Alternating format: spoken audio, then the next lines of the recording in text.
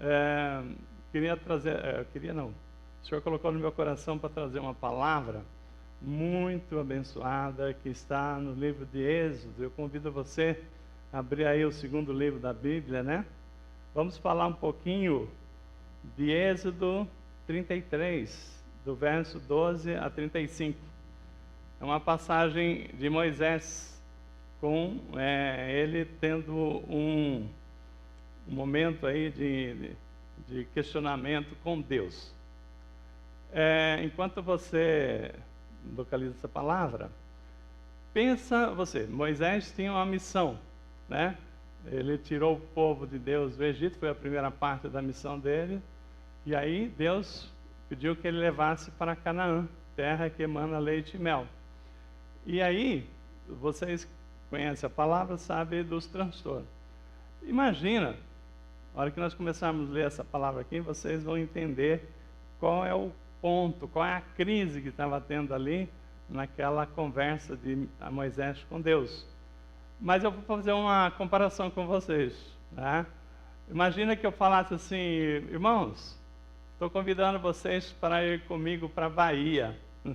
Opa, pastor, que legal, né? Um passeio muito convidativo, né? Bahia, né?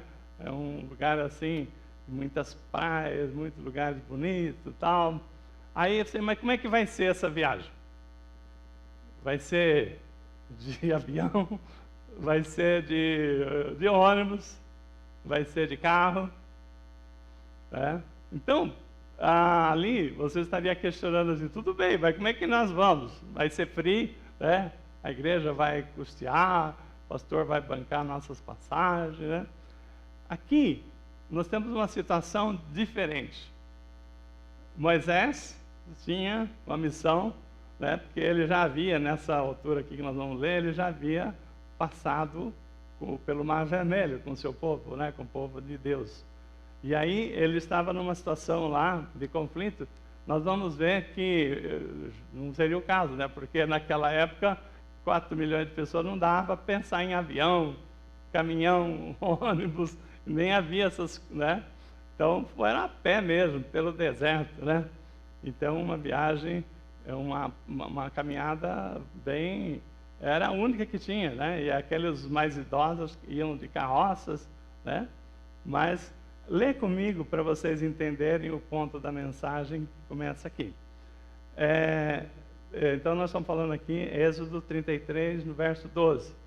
Disse Moisés ao Senhor: Tu me dizes, fazes subir este povo, porém não me deste saber quem has de enviar comigo. Contudo, disseste: Conheço-te pelo teu nome, também achaste graça nos meus olhos.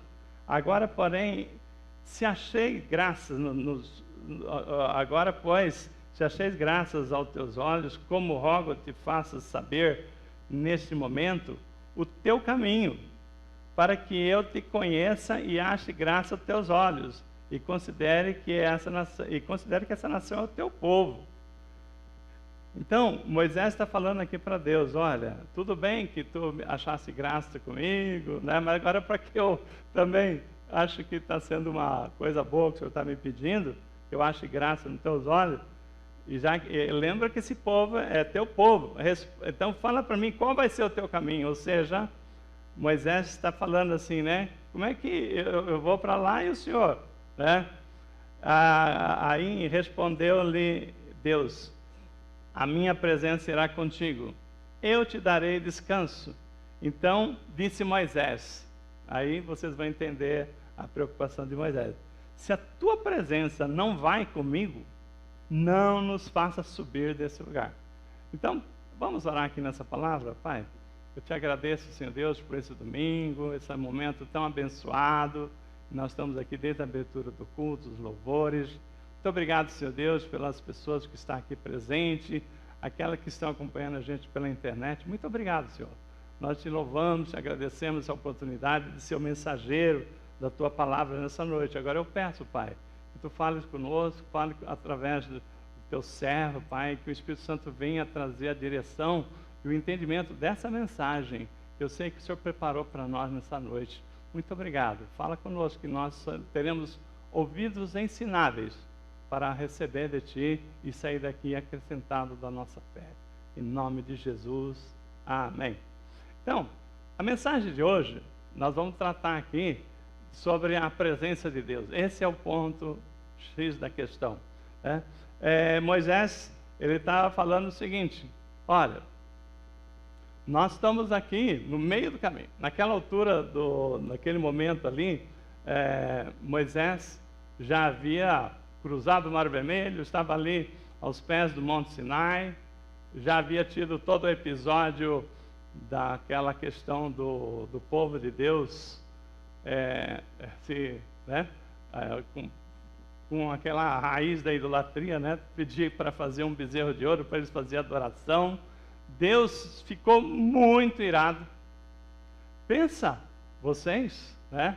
Uma situação em que Deus mandou Moisés tirar o povo do Egito, da escravidão, 400 anos de sofrimento, trazer para a terra prometida, onde emana leite e mel. E aí, aí falou só que antes de ir para Canaã, nós vamos passar, né, ali no Monte Sinai.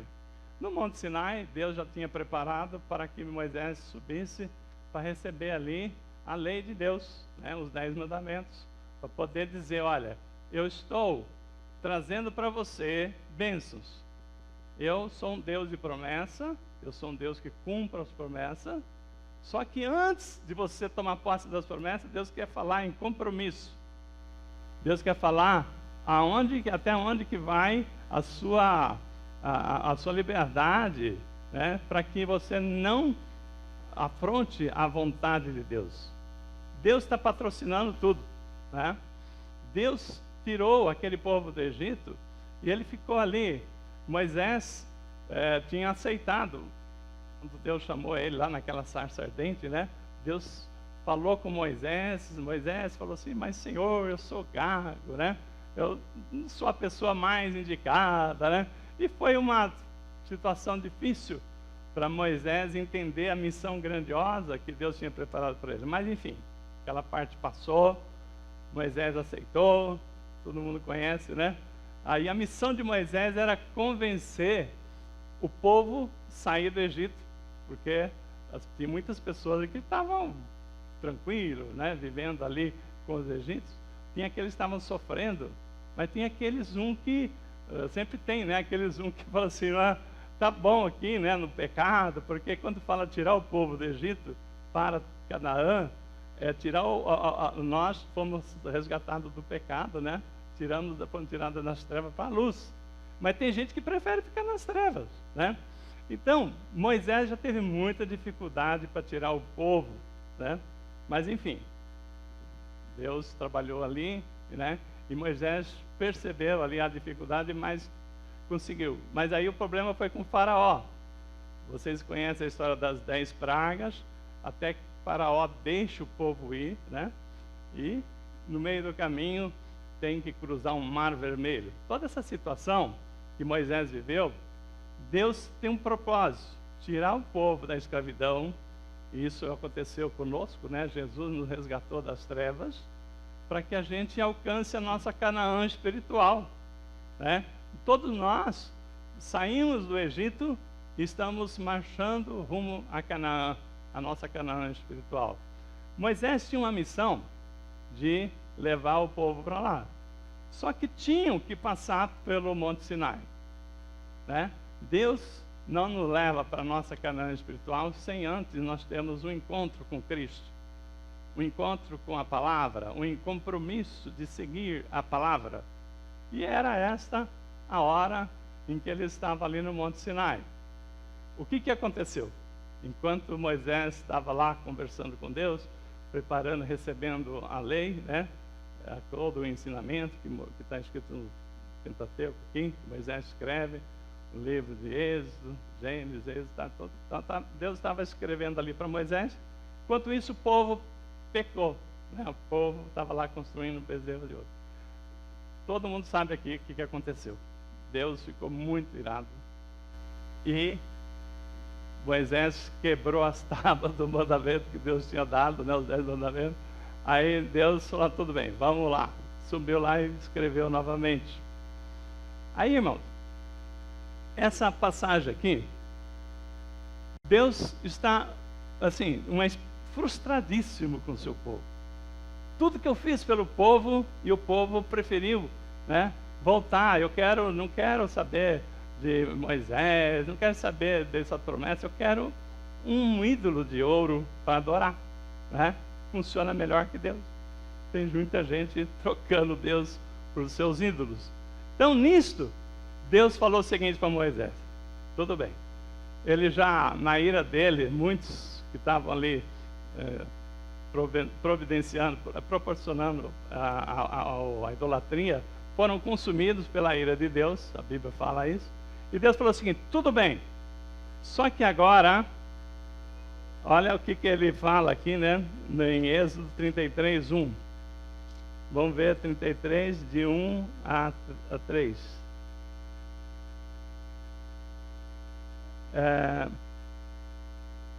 A questão toda aqui, né, Êxodo 33, 1 a 13. A palavra diz assim: disse o Senhor a Moisés: vai, sobe daqui, não é sobe daqui, sobe daqui, tu e o povo que tiraste da terra do Egito, para a terra a respeito da qual jurei a Abraão, a Isaque e a Jacó, dizendo: a tua descendência a darei.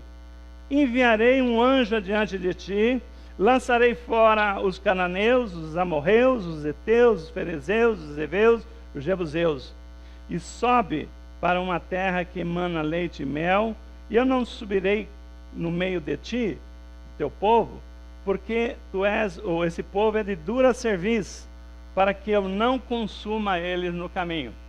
Então, Deus falou o seguinte: olha, você agora segue, leva esse povo para Canaã, mas eu não vou no meio de ti. Irmãos, esse era o ponto em questão. Né? Esse era o ponto em questão. Aí, Moisés vira para Deus, no verso 16, e fala assim: não é porventura em andarem conosco, de maneira que somos separados, eu e o teu povo, de todos os povos, né?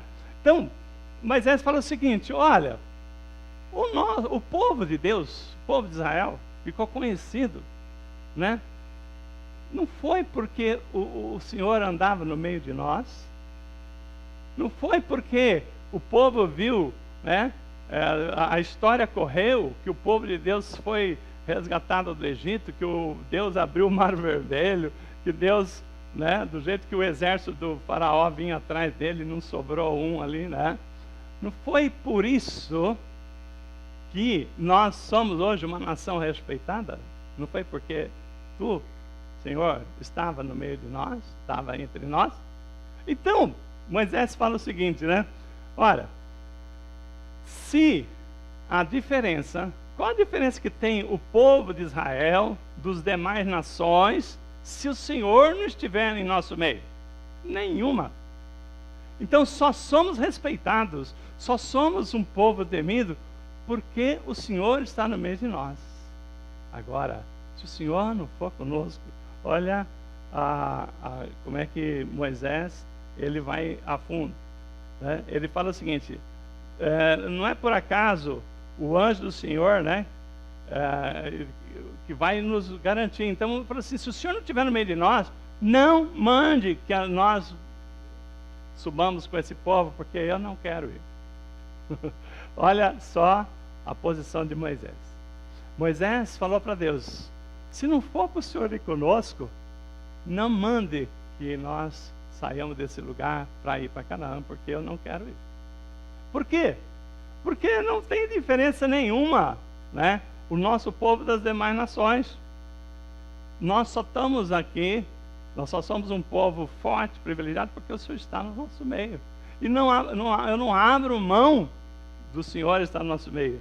Foi por isso que Deus respondeu: a minha presença então irá contigo, e eu irei, e eu te darei descanso.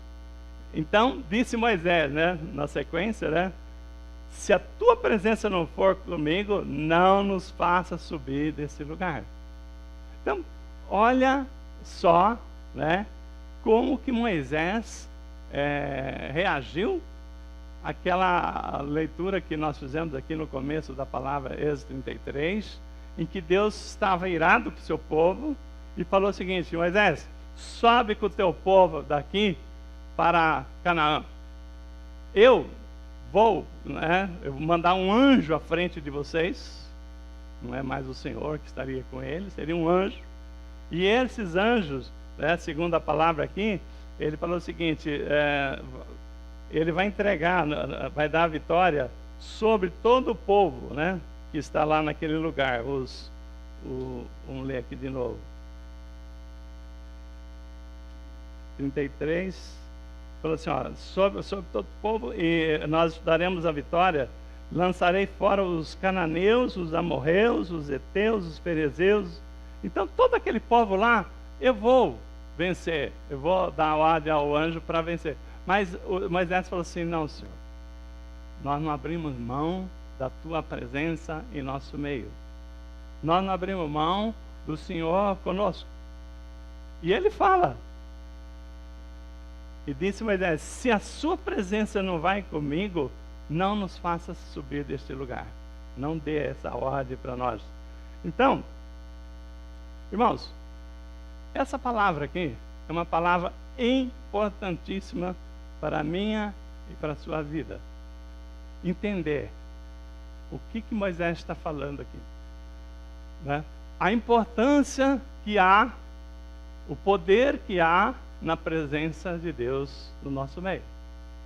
Não foi por acaso que quando o anjo anunciou a Maria que ela teria um filho, e esse filho se chamaria Emanuel, é Deus convosco, é Deus conosco. Então, a palavra, quando Jesus está sendo anunciado ali para Maria, falou assim, o nome dele será Emanuel, porque Jesus fala, estarei convosco até a consumação dos séculos. Então, isto é a coisa mais importante da nossa fé, que Deus está conosco. Mas enfim, então quando nós falamos aqui, essa passagem, então já havia passado aí os 10 mandamentos, havia uma frustração grande de Deus por conta da questão do povo cometer aquele pecado de idolatria, Então, naquela situação, Deus, ele falou o seguinte, não vou mais com vocês. Mas Moisés falou assim, não abro mão. Se o Senhor não for conosco, não me mande ir, porque não irei. Então, nisso tudo que nós estamos trazendo aqui, até então, para que essa mensagem de hoje é para que a gente tenha a fixação da importância da gente ter a certeza da presença de Deus no nosso meio. Tudo que Deus fala, todo o plano dele, desde que é anunciado a chegada do Messias, até o fim do ministério de Jesus, ele fala, estarei convosco até a consumação dos séculos. Então, tudo isto para que nós possamos ter o conforto, ter a confiança, ter a segurança, que Deus é conosco. Deus está aqui presente. Então, em que nós não abrimos mão disso. Mas então isso aqui vai fazer toda a diferença, vai fazer toda a diferença na nossa fé. Primeiramente, aqui todo mundo tem a noção, quando você lê a Bíblia, você fala, o povo de Deus é o povo de Israel, aquele povo hebreu, todos nós temos a noção que o povo de Deus aqui somos nós, que nós somos o povo de Deus. Quando a palavra está remetendo aqui ao Velho Testamento, Pedro também cita lá em 1 Pedro 2,9, ele fala, vós, porém, sois raça eleita, sacerdócio real, nação santa, povo de propriedade exclusiva de Deus, a fim de proclamar-lhe as virtudes daquele que vos chamou das trevas para a maravilhosa luz. Então, irmãos, o que nos faz diferente das outras pessoas?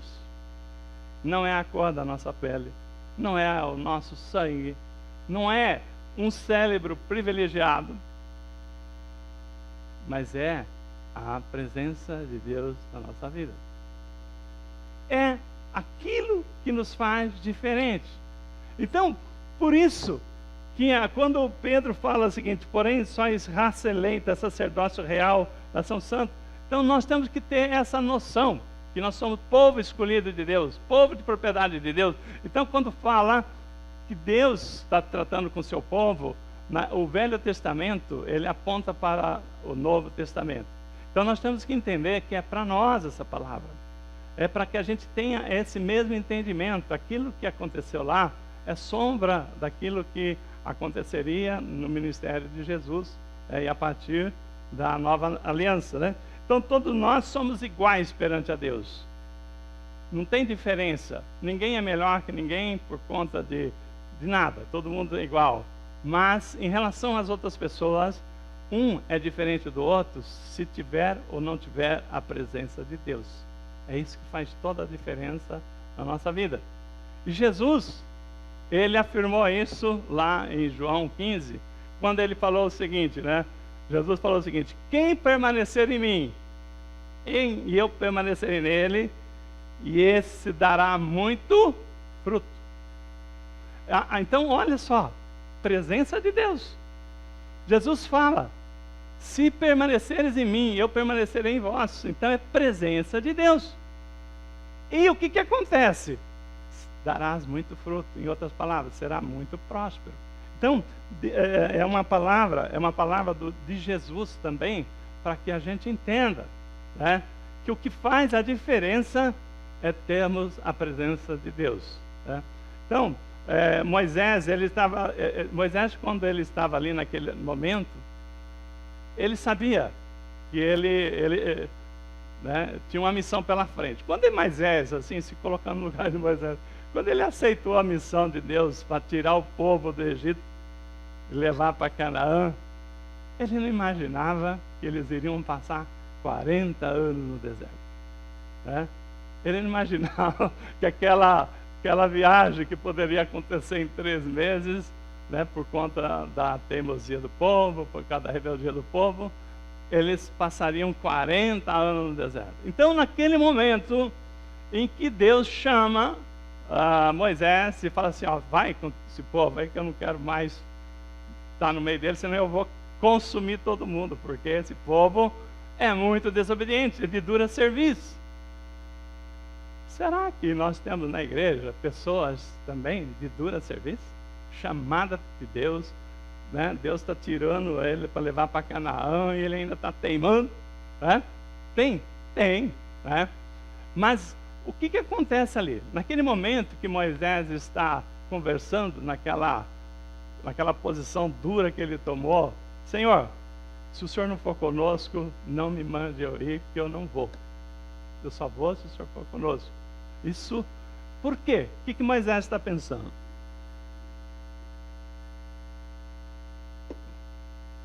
Moisés sabe que ele vai enfrentar um povo lá. Então, depois, né? Eu tenho certeza que a palavra não explica aqui, né? Mas Deus vai sempre revelando o seu plano para a gente, né? Aos poucos, né? É dificilmente você vê uma revelação de Deus, ó, vai acontecer isso.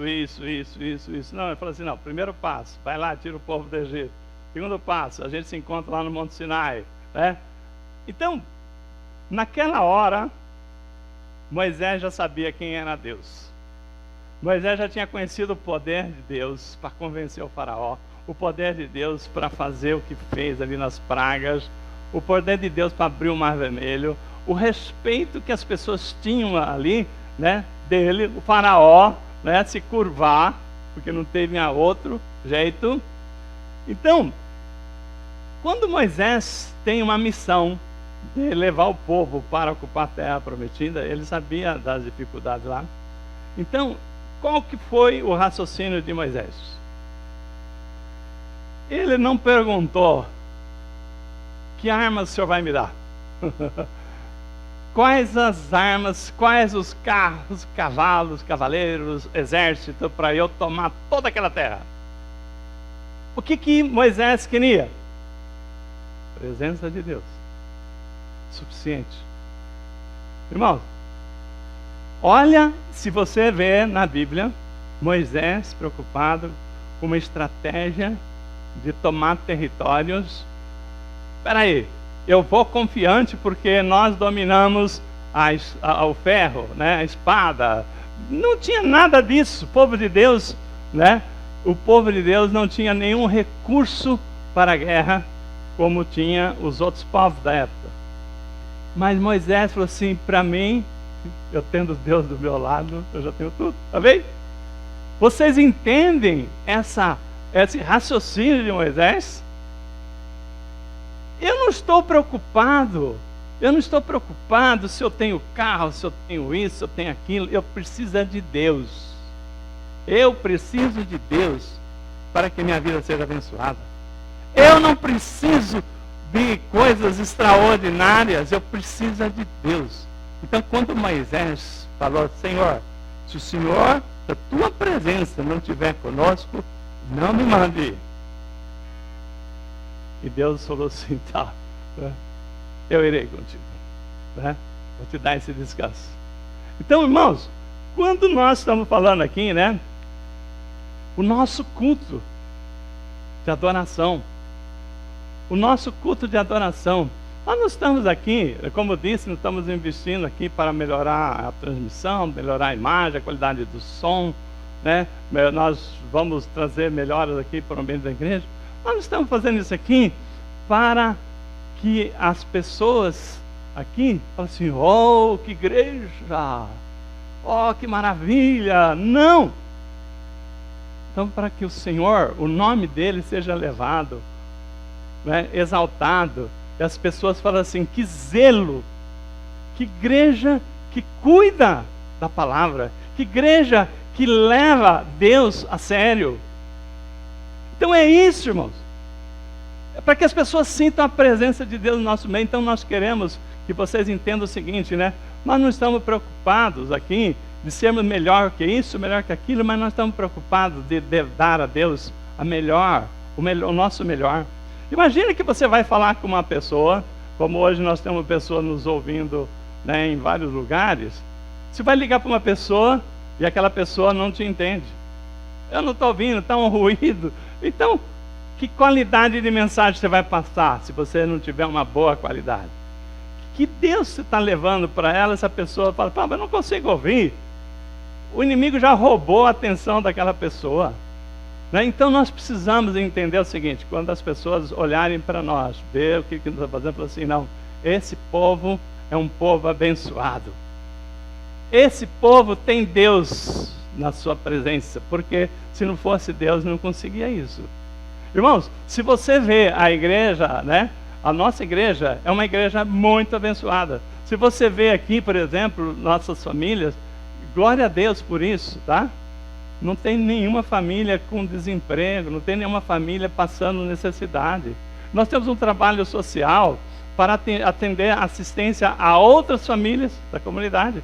Mas assim, as pessoas, essa semana mesmo, eu conversei com uma pessoa aqui da região, ele falou que viria na nossa igreja, ele falou assim: olha, Deus tem muito mais que uma cesta básica para você.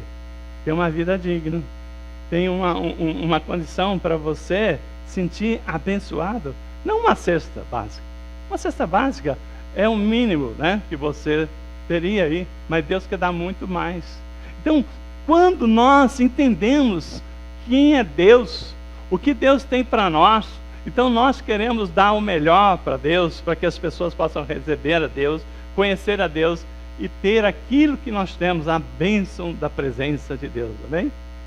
É isso que vale, é isso que importa, né? Então, quando nós falamos aqui, nós queremos homens e mulheres abençoados, para que as pessoas sintam que tem presença de Deus. Pessoas que não conseguiam, né, Deus, né, à medida que ela buscou a presença de Deus, à medida que ela fez um compromisso com o Senhor, à medida que ela buscou a presença do Espírito Santo na vida dela, a vida dela começa a melhorar. À medida que ela se afasta daquilo que é profano, daquilo que não agrada a Deus, à medida que ela se curva a Deus, Deus começa a abençoar. E essa família começa a ser uma família abençoada. As pessoas começam a olhar para a vida dela e falar assim: olha, essa família é abençoada. É isso. É isso. As pessoas precisam ver que o que importa é a presença de Deus na nossa vida. É isso o nosso diferencial. É isso que Deus está trazendo para nós nessa mensagem, né? Então, o problema de muitos crentes, irmãos, é que eles não confiam nas promessas de Deus. E a Bíblia está cheia de exemplos de pessoas que creram na promessa de Deus e foram tremendamente abençoadas. Nós já falamos aqui, né, o destaque aqui, nós falamos da missão de Moisés, né, que ele foi e ele percebeu que a presença de Deus era tudo. Agora eu quero falar um exemplo. Abraão, né? Abraão, à medida que Deus o chamou, falou assim: Abraão, sai da tua parentela, vai para a terra que eu te mostrarei. E Abraão aceitou o desafio de Deus: eu serei contigo. Ali, né, a partir daquele dia, né, Abraão é uma pessoa assim que andou muito próximo com Deus, tinha a presença de Deus todos os dias, sempre estava ali falando com Deus. É uma pessoa que todo mundo reconhecia que era um homem abençoado. Tem uma passagem, só para citar aqui, que está lá no livro de Gênesis 21, 22, que ele encontra com dois reis, Abimeleque e Ficol. Né? Em Gênesis 21, 22, não precisa abrir, está dizendo: por esse tempo, Abimeleque e Ficol, comandante do seu exército, disseram a Abraão: Deus é contigo em tudo que você faz. Então, quando as pessoas, outros reis, olham para você e falam: eu vejo Deus na sua vida, porque a sua vida é uma vida abençoada, próspera, porque tudo que você faz é abençoado. Então, isso faz toda uma diferença. E nós, né, nós temos aqui, por exemplo, esse exemplo de Abraão. Tem uma promessa na vida de Abraão muito importante, que eu faço várias, né, mas eu quero citar essa, que ele fala o seguinte: em ti serão abençoadas todas as famílias da terra. E essa bênção é para nós também, porque nós somos herdeiros de Abraão em Cristo. Todos nós que estamos em Cristo temos as mesmas bênçãos, herança de Abraão. As promessas de Abraão é para nós também. Então, a primeira da promessa que eu, como Igreja Batista da Família, né, eu faço questão de destacar. Abraão, Deus falou para Abraão: olha, em ti serão abençoadas todas as famílias da terra. Irmãos, Deus colocou esse chamado para nós. Deus deu essa bênção para nós também, para nós abençoar todas as famílias que nós tivemos, né, que Deus colocar na nossa frente. Então, por isso, entenda que tem promessa na sua vida, que nós somos herdeiros dessas promessas em Cristo, né? Somos herdeiros de Abraão em Cristo Jesus. E tem uma outra que a Bíblia fala para Abraão: se tu uma bênção. Quem quer ser uma bênção aqui? Amém?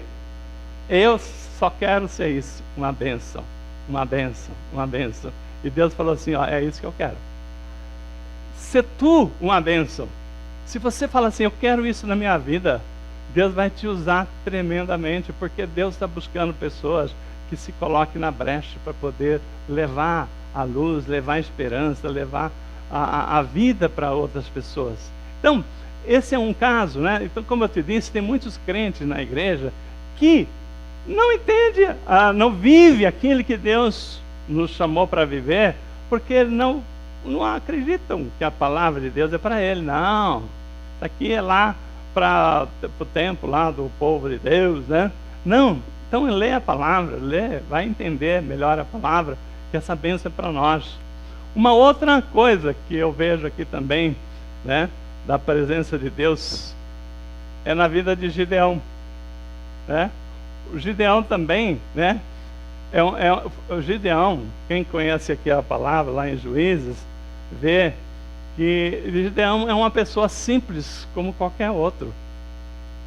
Deus, né, escolhe Gideão e manda um anjo falar lá para Gideão, que naquela época, né, o povo de Deus, na época de Juízes, o povo de Deus era muito massacrado pelos inimigos, os medianitas, né? Toda vez que o povo de Deus estava preparando a colheita, eles iam lá, saqueava tudo, né? Destruía. E a palavra diz aqui em Juízes 6:15, aqui, 6:12. Então o anjo do Senhor apareceu a Gideão e disse: o Senhor é contigo, homem valente. Gideão estava lá amassando o trigo, né, no lagar, escondido, para não aparecer, porque os inimigos soubessem que eles estavam trabalhando a colheita, ia lá e saqueava tudo. Aí o anjo aparece para Gideão e fala assim: o Senhor é contigo, homem valente. Aí o Gideão fala assim: eu? Né? Você está falando com a pessoa errada. Se o Senhor fosse conosco, aí ele dá uma de Moisés. Fala assim: pô, não, ele dá uma questionada aqui. Por que está acontecendo isso tudo conosco? Né? Então, o anjo insistiu com ele, né? E ele fala para ele assim, ó, a palavra diz assim, ó: vai na tua força, não te mandei eu. Você foi escolhido para salvar o povo de Deus das mãos dos midianitas. Vai na tua força. Aí Gideão fala assim: mas eu sou a minha família, o meu clã, que era os de Manassés, da tribo de Manassés, é a menor, né? E eu sou o menor da casa do meu pai. Então eu não, quem sou eu para fazer alguma coisa? Aí o anjo fala assim: vai na tua força, não te mandei eu, né? Então Deus está falando o seguinte: você foi chamado, vai na tua força. E aí ele fala o seguinte: mas eu sou o menor, eu sou o mais fraco, eu sou isso, sou aquilo. Quantos de nós, né, já não sentimos que a gente não estaria preparado para fazer a obra de Deus? Ou até hoje você sente assim. E Deus chama Gideão e fala assim: vá na tua força. O que Deus está falando? Você não é fraco, você é forte? Não. Deus está falando assim: vá com a força que você tem. Se você é fraco, quem vai fazer sou eu. Entendeu o que é isso? Vá na tua força? Vai com o que você tem. Você foi escolhido do jeito que você é. Você se sente limitado, mas para quê? E quem vai fazer a obra é Deus. E quando você vê a história de Gideão, né, que Deus coloca Gideão para liderar o povo de Deus, e ele acredita e vai. O que Deus quer? Que a gente acredite e vá. Porque a obra quem vai fazer é Deus.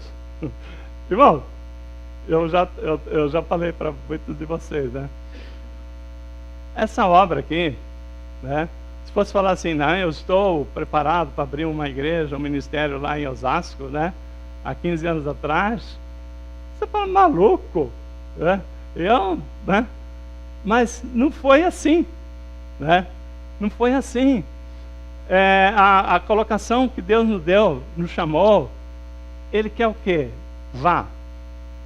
Ele está falando: vá na tua força, vá nas suas limitações, vá naquilo que você se entende fraqueza, fraco, pequeno, né? Mas Deus é que vai fazer a obra. Mas o que Ele precisa? Que você confia e vá. Abraão confiou e foi, né? Gideão confiou e foi. E Ele quer que nós confiemos e vamos para aquilo que Deus tem nos chamado. Quando Gideão vai, quando você lê a história de Gideão, você vê que regimentou lá mais de 30 mil soldados do exército lá de Israel. Só que Deus foi selecionando, cortando, e sobraram 300 soldados para enfrentar um exército de mais de 100 mil dos medianitas. Como é que pode? É loucura, mas para Deus não. Enquanto, né, na lógica, a gente ia pensar: tá bom, já se tem 100 mil, eu preciso de mais de 100 mil, né, para poder ir com superioridade. Eu preciso ter mais, eu preciso ter arma, eu preciso ter isso. Deus falou o seguinte: não, vá na tua força. Qual que era a força deles? Era cântaros, tochas, né, e trombetas. Muito barulho. Deus é que trouxe a vitória. Deus é que deu toda a vitória. Então nisto, Deus está falando para mim e para você: vá na tua força, né? Deus está falando o seguinte: eu estou contigo, né? Não te mandei eu? Você tem chamado, vá na tua força. Tem coisas que Deus colocou no seu coração, vá na tua força. Ah, pastor, mas eu não tenho capacidade, eu não tenho, né? Irmãos, por que estamos trazendo essa palavra hoje aqui? Amanhã é segunda-feira, né? O ano está começando. Eu sei que todos nós aqui, temos as nossas batalhas, né? E muitas batalhas, às vezes, terrivelmente difíceis para vencer. Deus está nos chamando para falar o seguinte: eu estou contigo. Se você tiver a minha presença, você tem tudo. Quando nós falamos aqui, nas nossas lutas, nas nossas batalhas, né? Não tenha dúvida. Por que nós estamos falando aqui? Porque amanhã, na segunda-feira, Deus está querendo que você saia daqui pensando se você tem a presença de Deus na sua vida. Agora, não basta a gente sentir a presença de Deus aqui na igreja, porque o nosso problema está lá em casa, no nosso casamento, no nosso relacionamento, no problema, às vezes, de enfermidade, um problema de família, no problema de emprego, no problema de finanças, você está lá. Adianta eu ter a presença de Deus aqui? Olha que lindo, louvor, presença de Deus, sentir a palavra que o pastor trouxe, sentir paz, e quando chega em casa acabou tudo? É lá que nós queremos também. Temos a presença de Deus aqui? Sim. Queremos que ela vá conosco, e para que Deus possa operar na nossa vida, nós precisamos falar: Senhor, eu quero a tua presença aqui em casa. Eu abro mão de tudo que o Senhor não gosta, para que prevaleça a sua presença. Ah, pastor, mas eu quero tanto ter tal coisa, eu quero tanto ter tal coisa. Mas o que você aprendeu? Buscai primeiro o reino de Deus, a justiça, e o resto Ele acrescenta. Nós temos que entender as prioridades. E quando a gente fala em prioridade, a primeira coisa que Deus está falando para nós: você tem que saber que há poder na presença de Deus. Na minha casa, eu quero a presença de Deus. No meu trabalho, eu quero a presença de Deus. No meu emprego, eu quero no meu casamento, né? No meu relacionamento, na minha família, eu quero a presença de Deus. Eu não preciso de mais nada. Eu quero Deus. Se você entender isso, Deus está falando o seguinte: o resto é comigo. O resto é comigo, porque eu fui chamado. Moisés confiou em Deus, e Deus honrou ele. Gideão confiou em Deus, Deus honrou ele. Abraão confiou em Deus, Deus honrou ele. Quem que confiou em Deus que Deus não foi fiel? Fala para mim. Quem? Então Deus está falando para nós que o que nós temos de entender é que tem que ter prioridade na nossa vida, e a nossa prioridade é ter Deus, presença de Deus. Tem presença de Deus na sua casa? Você ora, você coloca Deus acima de todas as coisas, você fala assim: ó, isso aqui te desagrada, então fora daqui de casa com isso. Palavras que você usa lá que desagrada a Deus, fora disso aí. Como é que você quer a presença de Deus se você traz o inferno para dentro da sua casa? Um exemplo. Não tem jeito. Mas eu quero a presença de Deus. Se eu sei que aquilo que Deus está falando para mim: olha, eu sou contigo, vá na tua força, é do jeito que você é. Você não precisa ser nenhum, né, super homem, super mulher para poder ser abençoado. Não. Gideão era uma pessoa simples, o menor, né? Quem era Davi? Davi era o mais, né, franzino dos irmãos. Deus falou o seguinte: eu não olho nada de aparência, eu não olho estatura. Deus está falando o seguinte: eu olho o coração, presença de Deus. O que você quer? Você tem que fazer uma escolha. Eu quero Deus. Se eu quero Deus, Deus falou assim: então agora é comigo. Irmãos, eu quero que vocês entendam bem essa palavra, porque Deus está dando a direção para esse ano. Esse ano, nós estamos vendo que as coisas não estão boas e vão ficar piores. Nós temos filhos, tem filhos vindo aí, né?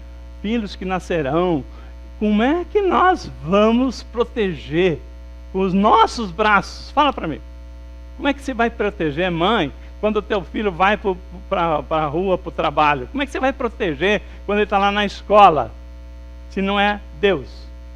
Então, aonde eu for, né, aonde eu botar as plantas dos meus pés, eu quero Deus. porque Ele é o único e suficiente para aquilo que eu preciso. E para a vitória que Deus já nos prometeu. Não tem outra coisa. Ah, pastor, mas eu quero tanto tal coisa. E aí eu viro as costas para Deus. Quantas pessoas não têm virado as costas para Deus? Fala a verdade. Não tem colocado Deus no seu devido lugar. Em primeiro lugar, Deus. Aí eu venço. Porque não sou eu. Não serão as minhas forças, né? Não serão as minhas forças, mas as forças de Deus, a estratégia de Deus. Deus já viu tudo, né? Sabedoria de Deus. Irmãos, quem pode nos guardar senão o Senhor? Nós estamos num mundo que vai ficar cada vez pior. E quem não tiver Deus vai sofrer cada vez mais. E quem não se voltar para Deus vai sofrer. Por isso, Deus está falando para nós aqui, presença de Deus, né? Então, quando nós falamos aqui da palavra, para nós fecharmos essa ministração, tem um outro episódio que fala do rei Asa. Está lá em 2 Crônicas 14, se você puder abrir aí. 2 Crônica 14. É uma oração que o rei Asa fez. Jesus nos ensinou uma oração tremenda. Mas tem uma oração que o rei Asa fez que nós precisamos entender o quanto ela é valiosa para nós também. Ali no 2 Crônica 14, de 8 a 12, né, diz ali a palavra: edificaram e prosperaram. Tinha Asa, que é o rei, no seu exército, 300.000 de Judá, que traziam pavês e lanças, e 280.000 de Benjamim, que traziam escudo e atiravam com arco. Todos eram homens valentes. Zerá, o etíope, que é o inimigo, saiu contra eles com um exército de 1 milhão de homens e 300 carros, e chegou até Maresa. Então Asa saiu contra ele, né? E ordenaram a batalha no vale de Zefatá, perto de Maresa. Chamou Asa ao Senhor. Olha só, você tem uma batalha na sua vida. Tem coisa que não está no seu alcance. O rei tinha 300.000 para enfrentar um exército de 1 milhão. E mais carros de guerra, né, que o exército de Israel não tinha. Isso aí, irmão, é loucura enfrentar esse exército. Mas Asa foi, né, confiando no Senhor, marcou a batalha e orou ao Senhor, né? Olha só. Então Asa saiu contra ele e tal, e ele disse ao Senhor, seu Deus, clamou Asa ao Senhor, seu Deus, e disse: Senhor, além de ti, não há quem possa socorrer numa batalha entre o poderoso e o fraco. Ajuda-nos, pois, Senhor, nosso Deus, porque em ti confiamos e no teu nome vamos contra essa multidão. Senhor, tu és o nosso Deus, não prevaleça contra ti o homem. Quantas lutas o povo de Deus venceu no nome do Senhor. Essa aqui foi uma delas. A palavra diz aqui que o Senhor, né? Então, o Senhor feriu os etíopes diante de Asa e diante de Judá, e eles fugiram. Então deu a vitória para ele, porque ele falou o seguinte: Senhor, a oração que Asa fez, não há ninguém como tu, Senhor, para defender os fracos perante os poderosos. Tem alguma coisa que te assusta? Tem alguma coisa que você fala assim: esse eu não posso, né? Não, pagar o aluguel todo mês, né? Tranquilo. Moradia, despesas, normal, né? Mas às vezes vem um gigante na sua vida, às vezes vem uma luta que não está, né? Alguma coisa fala assim: Senhor, eu não posso. Antes, tem gente que vai procurar solução em centro de macumba, em lugares terríveis aí, porque alguém falou, vai lá, que, né? você vai resolver o seu caso.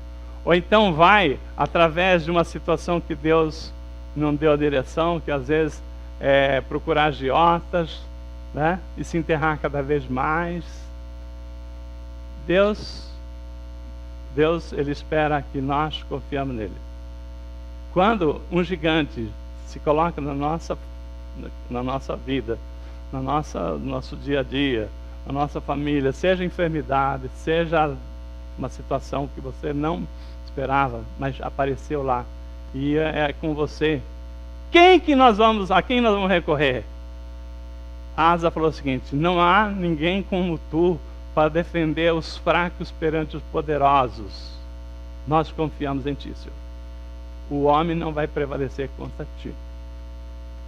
E não deu outra. Deus pegou e deu ordem, né, teus anjos, né? E aquele exército botou para correr. O povo, o exército de Deus, na sua minoria, venceu. Aquele 1 milhão de soldados massacrou todo aquele povo. Quem é que venceu aquela luta? Deus. Então sempre Deus vai deixar para você ver que se você confiar nos seus braços, é contigo. Mas se você confiar que Deus é o único que pode vencer, né, dar a vitória para os fracos perante o poderoso, se você confiar que Deus pode mudar aquela situação, que não tem lógica nenhuma, mas você confia no Deus, na presença de Deus, você vai conseguir sair vitorioso. Amém? E olha só a palavra para nós fecharmos aqui. 2 Crônicas 15, de 1 a 2, né? A palavra diz o seguinte: veio o Espírito de Deus sobre Azarias, filho de Obed mesmo.